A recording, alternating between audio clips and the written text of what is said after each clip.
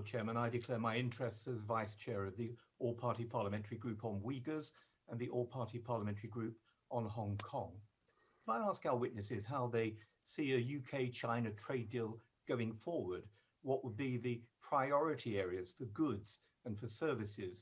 And if there is one, over what timeline would a trade deal be likely? And let me press you further on the potential obstacles which were mentioned by Lady Blackstone a few moments ago.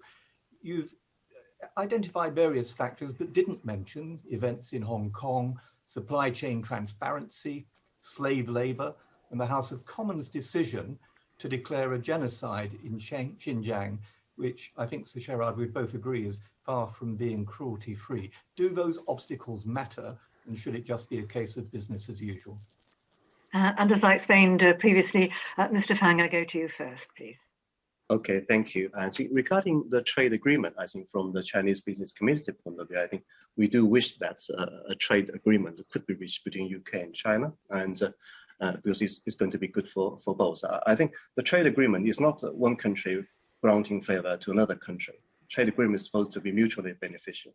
So if we can get the trade agreement signed, it's going to be good for both countries. And I think in terms of the area of priority, I'm sure that both governments, I think, know better than me. But I think I would guess that there are some areas of cooperation between UK and China, which has great potential, which is already very significant in terms of financial industry, industrial, healthcare, service industry, etc. They should be given attention. I think when this kind of in terms of priority when the negotiation starts. But as I said, I'm not an expert in this area. I think the both government must have their own priority areas to focus at. And at the moment, it's unfortunate that according to my knowledge, I think there's no, it's not in the definitely China. It seems it's not on the.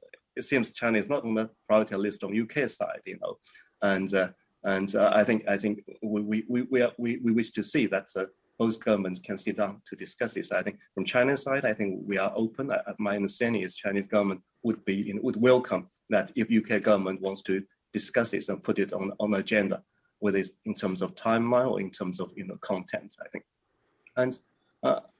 Basically, in terms of time, I think from business community, we think the sooner the better. But again, we leave it to the two governments to decide.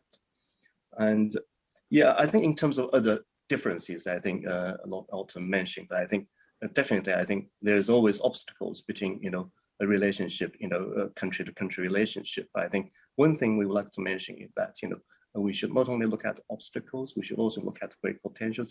Even in terms of obstacles, we should engage with each other, try to understand each other more. I think, personally, I think there's a lot of misunderstanding on the UK side on a lot of issues, including the issues, Lord Alton, you have mentioned. I think I really want to advocate that.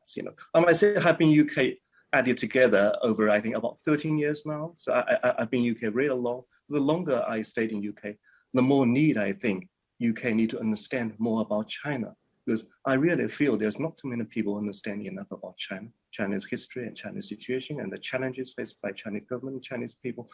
There's definitely not enough understanding. Actually, on the contrary, there's lots of misunderstanding about China. I think Lord Alton mentioned some of those things. I think there's great misunderstanding or even misinformation there. But I know it's not the focus for today's discussion, but we want to advocate that the UK government will continue to do more to promote, UK's knowledge on China and Chinese people. And only if you know more about other people, I think we can have better cooperation. Thank you. Sir Sherard, I can turn to you, please. Yes, well, could I start by paying tribute to all that Professor Lord Alton has done to promote human rights and protect human rights, not only in China, but around the world. And, I know that his views are very sincerely held and are shared by very large numbers of people. On what is alleged to be happening in Xinjiang, of course, my members are not blind to that, they're well aware of it, which is why we are working with the Department for International Trade and the British Retail Consortium with the encouragement of the Secretary of State for International Trade to establish guidelines for our members. And I'd like to place on record before this committee that if we found, having investigated and received evidence that any one of our members was knowingly using slave labor anywhere in the world, but of course we deal with China, we would not regard that as compatible with membership of the China-Britain Business Council. Of course, it's in the end, it's for governments to set out the rules and the red lines for engagement. But as Lord Alton knows better than any of us, the UN itself, through its guiding principles, the OECD, have set out a clear duty on business to do what it can to promote and protect human rights. Could I perhaps also add a couple of observations from my time as a British diplomat, accredited successively to two countries in the Middle East, one Israel, the other Saudi Arabia, in quick succession, both of which are criticized regularly for alleged abuse of human rights. And my experience, and also my sincere belief, is that if we want to help, for example, the women of Saudi Arabia or the people of the Gaza Strip, in every case, it is far better to remain engaged and in contact than to walk away and decouple and disengage. And I just want to end by underlining what Mr.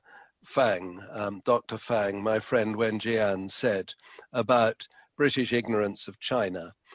China knows an enormous amount about us. We know so little about China and have forgotten so much of our history, including the utterly disgraceful circumstances in which we seized the territory of Hong Kong from China in order to promote British opium exports into China.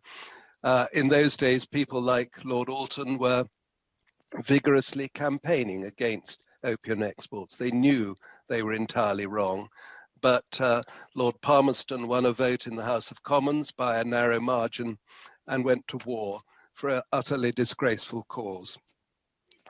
Lord Alton hasn't forgotten that, but many of our fellow Britons have. The Chinese have not. They like us, they want to engage with us. It's a matter of great shame to me that two of the three chief executives of the Chinese banks in London know more about Jane Austen than I do as president of the Jane Austen Society. And I venture to put to this committee that the heads of the British banks in China know virtually nothing about Chinese authors of similar stature. So there's work to be done in redressing the balance of knowledge between our two countries. And that's something that the CBBC will be promoting in the months and years ahead. We all know about America, or think we do. We know very, very little relatively about the other great civilization on the surface of